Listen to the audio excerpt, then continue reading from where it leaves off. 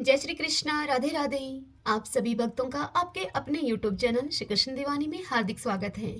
आज आप सब सुन रहे हैं माघ मास महात्म्य का 10वां अध्याय। सर्वप्रथम भगवान का स्मरण करते हुए सभी बोलिए ओम नमो भगवते वासुदेवाय। श्री राधा कृष्णाभ्याम नमो नमः। पिछले अध्याय की कथा में आप सबने सुना था कि यमलोक से लौटी हुई उन कन्याओं ने यमपुरी का वर्णन करते हुए अपनी माताओं को बताया कि माताओं और बंधुजनों, इस पृथ्वी के नीचे नरक की 28 कोटियां हैं और उनके नाम बताए फिर उन्होंने। आइए अब आज उससे आगे की कथा सुनते हैं। उन कन्याओं ने अपनी माताओं को 28 नरकों के नाम बताए और फिर वे कहती हैं कि माताओं और बंधुजनों, आप सबको बताई गई नरक की उन कोटियों में से प्रत्येक के 5-5 नायक हैं। अब तुम उन नायकों के नाम सुनो। उनमें पहला है रोरव, जहां देहधारी जीव रोते हैं। दूसरा है महारोरव, जिसकी पीड़ाओं से बड़े बड़े जीव भी रो देते हैं। तीसरा है तम, चौथा है शीत और पांचवा है उष्ण। ये प्रथम कोटि के 5 नायक माने गए हैं। इनके सिवा सुघोर, सुतम, तीक्ष्ण, पद्म, संजीवन, शठ, महामाय, अतिलोम, शुभीम, कंटकट, त्रिववेग, कराल, विकराल, प्रकंपन, महापद्म, सुचक्र, कालसूत्र, प्रदरण, सुचिमुख, सुनेमी, खादक, सुप्रदीपक, कुंभीपाक, सुपाक, अति दारुण कोप, अंगार राशि, भवन, अर्स कॉप्यू हर्ल, विरामय, तुंड शकुनी, महासंवर्तक, क्रतु, तप्त जतु, पंकलेप, पुतिमांश, द्रव, त्रपु, उच्छ्वास, निरुच्छ्वास, सुदीर्घ, कुटशालमली, दुरिष्ट, सुमहानाद, प्रभाव, सुप्रभावन, ऋक्ष, मेष, वृष, शैल्य, सिंहानन, व्याघ्रानन, मृगानन, शुक्रानन, श्वानन, महिषानन, वृकानन, मेश्वरानन, ग्राह, कुंभीर, नर्क, सर्प, कूर्म, वायस, गृध्र, उलोक, जलूका, शार्दुल, कपि, कर्कट, गंड, पुतिवक्त्र, रक्ताक्ष, पुतिमृतक, कणाधूम, तुषाग्नि, क्रमिनिचय, अहमेय, अप्रतिष्ठ, रुदिनानन, सौभोजन, लालाभक्ष, आत्मभक्ष, सर्वभक्ष, सुधारुणा, शंकष्ट, शुभिलाष, शुकट, संकट, कट, पुरीश, कटाह, कष्टदायिनी वैतरणी नदी, सुतप्त, लौह शंकु, अयह शंकु, परपूरण, घोर, असितालवन, अस्थिभंग, परपीड़क, नीलयंत्र, अत्स्यंत्र, इक्षुयंत्र, कोट, अंश प्रमर्दन, महाचूर्णी, सोचूर्णी, तप्त लोमही शिला, शूरधाराभ पर्वत, मल पर्वत, मूत्रकोप, विष्ठाकोप, अंधकोप, पूयकोप, शातन, मुसलोलुखल, यंत्रशिला, शकट लांगल, तालपत्र सिवन, महामशक मंडप, सम्मोहन, अतिभंग, तप्तशूल, अयोगुण, बहुदुख, महादुख, कश्मल, शमल, हलाहल, विरूप, भीमरूप, भीषण, एकपाद, द्विपाद, त्रिव तथा अविची, यह अविची अंतिम नरक है। इस प्रकार ये कर्मशः 5-5 के 28 समुदाय माने गए हैं। एक एक समुदाय एक एक कोटि का नायक है। रोरव से लेकर अविची तक का कुल 140 नरक माने गए हैं। इन सब में पापी मनुष्य अपने अपने कर्मों के अनुसार डाले जाते हैं और जब तक भांति भांति की यातनाओं के द्वारा उनके कर्मों का भोग समाप्त नहीं हो जाता, तब तक वे उसी में पड़े रहते हैं। जैसे स्वर्ण आदि धातु जब तक उनकी मैल न जल जाए तब तक आग में तपाए जाते हैं, उसी प्रकार पापी पुरुष पाप क्षय होने तक नरकों की आग में शुद्ध किए जाते हैं। इस प्रकार कलेश सहकर जब ये प्रायः शुद्ध हो जाते हैं, तब शेष कर्मों के अनुसार पुनः इस पृथ्वी पर आकर जन्म ग्रहण करते हैं। तृण और झाड़ी आदि के भेद से नाना प्रकार के स्थावर होकर वहां के दुख भोगने के बाद पापी जीव कीड़ों की योनि में जन्म लेते हैं। फिर कोटि योनि से निकलकर कर्मशः पक्षी बनते हैं। पक्षी रूप से कष्ट भोगकर मृग की योनि को प्राप्त होते हैं। वहां के दुख भोगकर अन्य पशु योनि में जन्म लेते हैं और फिर कर्मशः गौ योनि में आकर मरने के बाद मनुष्य बनते हैं। हे माताओं, हमने यमलोक में इतना ही देखा है। वहां पापी को बड़ी भयानक यातनाएं मिलती हैं। वहां ऐसे ऐसे नरक हैं जो न कभी देखे गए थे और न ही कभी सुने ही गए थे। वह सब हम सब लोग न तो जान सकती हैं और न ही देख सकती हैं। यह सुनकर माताएं बोली उनसे, अपनी कन्याओं से, कि बस बस इतना ही बहुत हुआ, अब तुम रहने दो। इन नरक यातनाओं को सुनकर हमारे सारे अंग स्थिर हो गए हैं, हृदय में भय छा गया है। बारंबार उन नरकों की याद आ जाने से हमारा मन शुद्ध बुद्ध खो बैठता है। आंतरिक भय के उद्रेक से हम लोगों के शरीर में रोमांच हो आया है। अपनी माताओं की बात को सुनकर कन्याओं ने उनसे कहा कि माताओं, इस पवित्र भारतवर्ष में जो हमें जन्म मिला है वह अत्यंत दुर्लभ है। इसमें भी हजार हजार जन्म लेने के बाद पुण्य राशि के संचय से कदाचित कभी जीव मनुष्य योनि में जन्म पाता है। परंतु जो माघ स्नान में तत्पर रहने वाले हैं उनके लिए कुछ भी दुर्लभ नहीं है। उन्हें यहाँ ही परम मोक्ष मिल जाता है और पर्याप्त भोग सामग्री भी सुलभ होती है उनके लिए। भारतवर्ष को कर्म भूमि कहा गया है। अन्य जितनी भी भूमियां हैं वे सब भोग भूमि मानी जाती हैं। यहाँ यति तपस्या और याजक यज्ञ करते हैं तथा यही परलौकिक सुख के लिए श्रद्धा पूर्वक दान दिए जाते हैं। कितने ही धन्य पुरुष यही माघ स्नान करते और तपस्या करके अपने कर्मों के अनुसार ब्रह्मा, इंद्र, देवता और मरुदगणों का पद प्राप्त करते हैं। यह भारतवर्ष सभी देशों से श्रेष्ठ माना गया है, क्योंकि यहीं पर रहकर मनुष्य धर्म तथा स्वर्ग और मोक्ष की सिद्धि कर सकते हैं। इस पवित्र भारतवर्ष में क्षणभंगुर मानव जीवन को पाकर जो अपने आत्मा का कल्याण नहीं करता, उसने अपने आप को ठग लिया।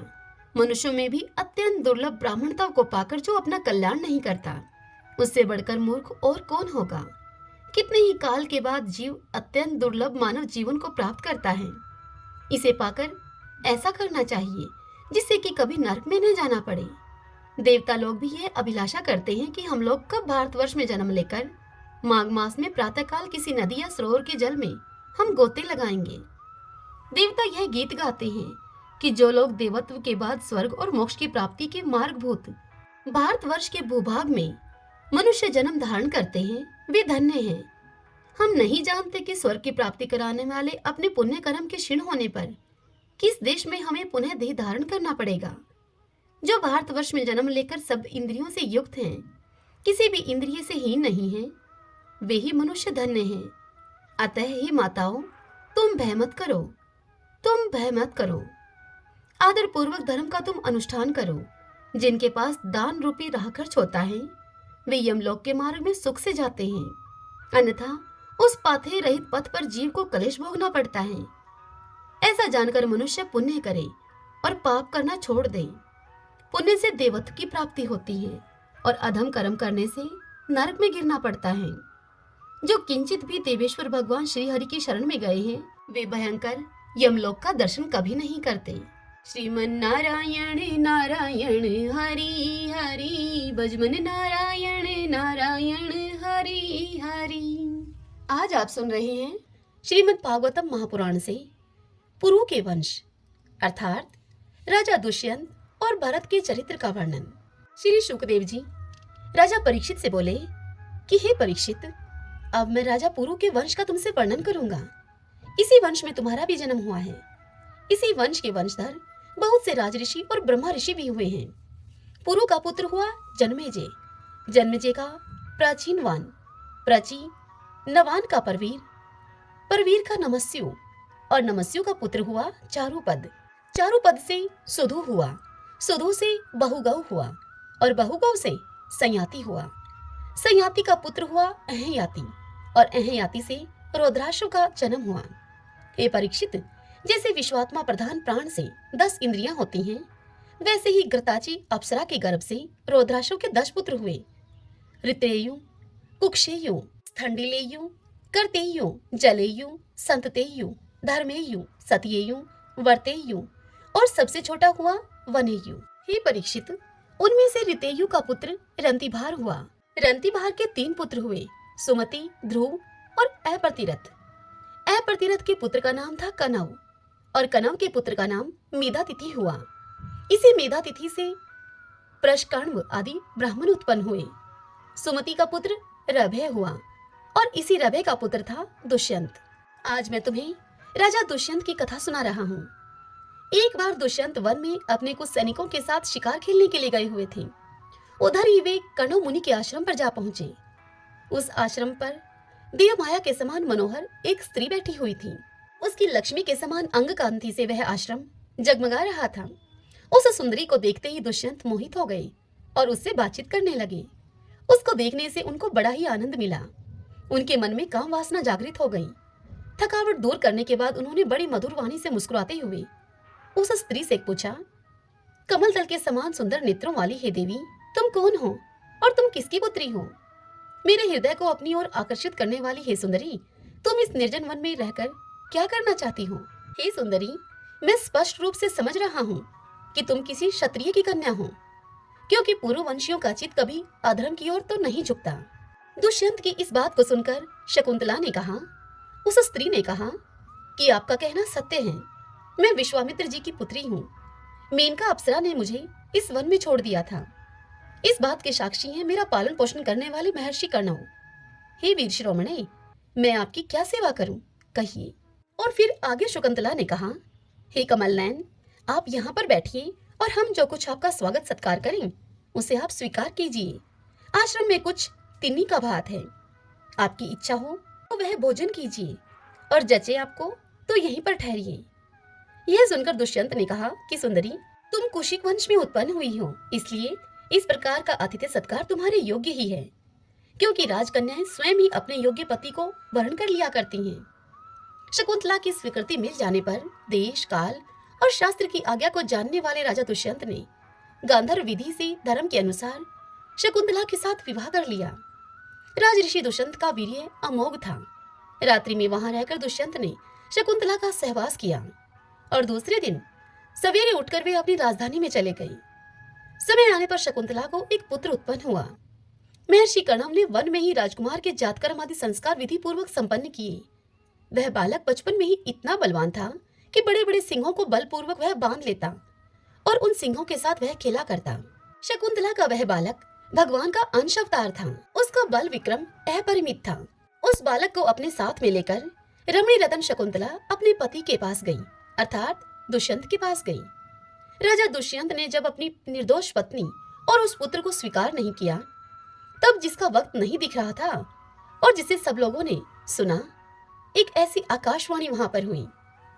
आकाशवाणी ने कहा कि पुत्र उत्पन्न करने में माता तो केवल धोखनी के समान है। वास्तव में पुत्र पिता का ही है, क्योंकि पिता ही पुत्र के रूप में उत्पन्न होता है। इसलिए हे दुष्यंत, तुम शकुंतला का तिरस्कार न करो, अपने पुत्र का भरण पोषण करो। हे राजन, वंश की वृद्धि करने वाला पुत्र अपने पिता को नरक से उबार लेता है। शकुंतला का कहना बिल्कुल ठीक है। इस गर्भ को धारण कराने वाले तो तुम ही हो। हे परीक्षित, पिता दुष्यंत की मृत्यु हो जाने के बाद वह परम यशस्वी बालक चक्रवर्ती सम्राट हुआ। उसका जन्म भगवान के अंश से हुआ था। आज भी पृथ्वी पर उसकी महिमा का गान किया जाता है। उसके दाहिने हाथ में चक्र का चिन्ह था और उसके पैरों में कमल कोश का चिन्ह था। महाअभिषेक की विधि से राजाधिराज के पद पर उसका अभिषेक हुआ। वह भरत के नाम से प्रसिद्ध हुआ। वह भरत राजा बड़ा ही शक्तिशाली राजा था। भरत ने ममता के पुत्र दीर्घतम मुनि को पुरोहित बनाकर गंगा तट पर गंगा सागर से लेकर गंगोत्री तक 55 पवित्र अश्वमेध यज्ञ किए और इसी प्रकार यमुना तट पर भी प्रयाग से लेकर यमुनोत्री तक उन्होंने 78 अश्वमेध यज्ञ किए। इन सभी यज्ञों में उन्होंने अपार धनराशि का दान किया था। दुष्यंत कुमार भरत का यज्ञीय अग्नि स्थापन बड़े ही उत्तम गुणों वाले स्थान में किया गया था। उस स्थान में भरत ने इतनी गौएं दान दी थी कि 1000 ब्राह्मणों में प्रत्येक ब्राह्मण को एक एक बद्ध गौएं मिली थी। इस प्रकार राजा भरत ने उन यज्ञों में 133 घोड़े बांधकर यज्ञ करके समस्त नरपतियों को असीम आश्चर्य में डाल दिया। इन यज्ञों के द्वारा इस लोक में तो राजा भरत को परम यश मिला ही, अंत में उन्होंने माया पर भी विजय प्राप्त की और देवताओं के परम गुरु भगवान श्री हरि को प्राप्त कर लिया। यज्ञ में एक कर्म होता है मशनार। उसमें भरत ने स्वर्ण से विभूषित श्वेत दांतों वाले तथा काले रंग के 14 लाख हाथी दान किए थे। भरत ने जो महान कर्म किया वह न तो पहले कभी कोई राजा कर सका था और न तो आगे ही कोई राजा कर सकेगा। क्या कभी कोई हाथ से स्वर्ग को छू सकता है? भरत ने दिग्विजय के समय किरात, होन, यवन, आंध्र, कंक, खग, शक और मलेच्छ आदि समस्त ब्राह्मण द्रोही राजाओं को मार डाला। पहले युग में बलवान असुरों ने देवताओं पर विजय प्राप्त कर ली थी और वे रसातल में रहने लगे थे। उस समय वे बहुत सी देवांगनाओं को रसातल में लेकर गए थे। राजा भरत ने फिर से उन्हें छुड़ा लिया। उनके राज्य में पृथ्वी और आकाश प्रजा की सारी आवश्यकताएं पूर्ण कर देते थे। भरत ने 27,000 वर्ष तक समस्त दिशाओं का एक छत्र शासन किया और फिर अंत में सार्वभौम सम्राट भरत ने यही निश्चय किया कि लोकपालों को भी चकित कर देने वाला ऐश्वर्य, सार्वभौम संपत्ति, अखंड शासन और यह जीवन में मिथ्या ही है। यह निश्चय करके वे संसार से उदासीन हो गए। हे परीक्षित, विदर्भ राज की 3 कन्याएं सम्राट भरत की पत्नियां थीं। वे उनका बड़ा ही आदर करते थे, परंतु जब भरत ने उनसे कह दिया कि तुम्हारे पुत्र मेरे अनुरूप नहीं हैं, तब भरत की पत्नियां डर गईं कि कहीं सम्राट उन्हें त्याग न दे। इसलिए उन्होंने अपने बच्चों को मार डाला। इस प्रकार सम्राट भरत का वंश वित्थत अर्थात विच्छिन्न होने लगा। तब उन्होंने संतान के लिए मरुतस्तोम नाम का यज्ञ किया। इससे मरुद गणों ने प्रसन्न होकर भरत को भरद्वाज नाम का पुत्र दिया। भरद्वाज की उत्पत्ति का प्रसंग यह है कि एक बार बृहस्पति जी ने अपने भाई उतथ्य की गर्भवती पत्नी से मथुन करना चाहा। उस समय उतथ्य की पत्नी के गर्भ में दीर्घतमा नामक बालक पल रहा था। गर्भ के उस बालक ने बृहस्पति जी को ऐसा करने के लिए मना किया, किंतु बृहस्पति जी ने उसकी बात पर ध्यान नहीं दिया और उसे कहा कि तू अंधा हो जा, और यह श्राप देकर बलपूर्वक गर्भाधान कर दिया। उतथ्य की पत्नी ममता इस बात से डर गई कि कहीं मेरे पति मेरा त्याग न कर दें, इसीलिए उसने बृहस्पति जी के द्वारा होने वाले उस लड़के को त्याग देना चाहा। उस समय देवताओं ने गर्भस्थ शिशु के नाम का निर्वचन करते हुए यह कहा। बृहस्पति जी कहते हैं कि अरे मूढ़े, यह मेरा ओरस और मेरे भाई का क्षेत्रज है। इस प्रकार हम दोनों का पुत्र द्वाज है, इसलिए तू डर मत और इसका भरण पोषण कर। इस पर ममता ने कहा कि बृहस्पति, यह मेरे पति का नहीं, हम दोनों का ही पुत्र है, इसलिए तुम ही इसका भरण पोषण करो। इस प्रकार आपस में विवाद करते हुए माता पिता दोनों ही उसको छोड़कर चले गए। इसलिए इस लड़के का नाम भरद्वाज हुआ। देवताओं के द्वारा नाम का ऐसा निर्वचन होने पर भी ममता ने यही समझा कि मेरा यह पुत्र वितथ अर्थात अन्याय से पैदा हुआ है, अतः उसने उस बच्चे को छोड़ दिया। अब मरुद गणों ने उसका पालन पोषण किया और जब राजा भरत का वंश नष्ट होने लगा तब उसे लाकर राजा भरत को दे दिया। यही विदथ अर्थात भरद्वाज नाम का भरत का दत्तक पुत्र हुआ। दत्तक पुत्र गोद लिए हुए पुत्र को कहा जाता है। श्री शुकदेव जी राजा परीक्षित से बोले कि हे परीक्षित, वितथ अथवा भरद्वाज का पुत्र था मन्यु। मन्यु के 5 पुत्र हुए, बृहत्छत्र, जय, महावीर्य, नर और गर्ग। नर का पुत्र था संकर्ति। संकर्ति के 2 पुत्र हुए, गुरु और रंतिदेव। हे परीक्षित, रंतिदेव का निर्मल यश इस लोक और परलोक में सब जगह गाया जाता है।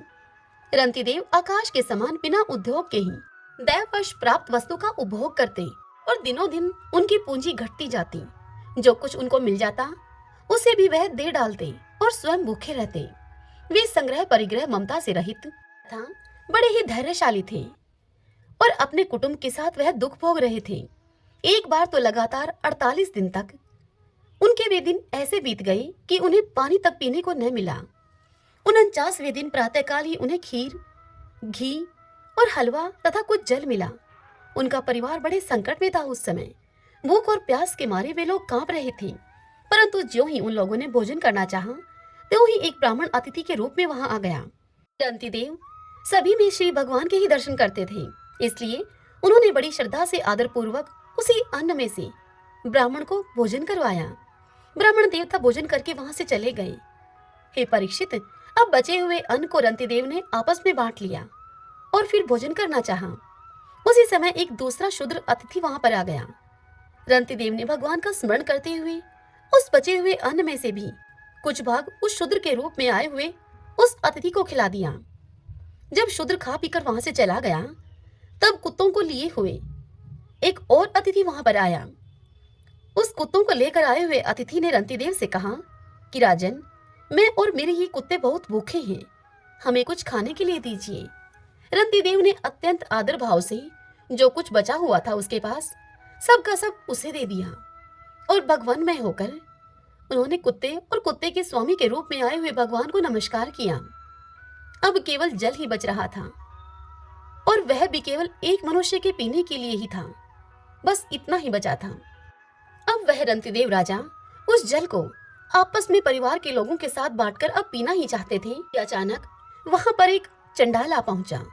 उस चंडाल ने कहा कि मैं अत्यंत नीच हूँ, मुझे जल पिला दीजिए।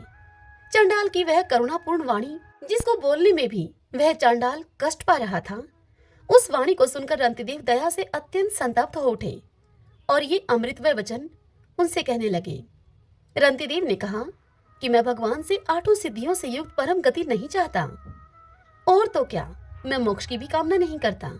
मैं चाहता हूं तो केवल यही कि मैं संपूर्ण प्राणियों के हृदय में स्थित हो जाऊं और उनका सारा दुख मैं ही सहन करूं, जिससे और किसी भी प्राणी को दुख न हो।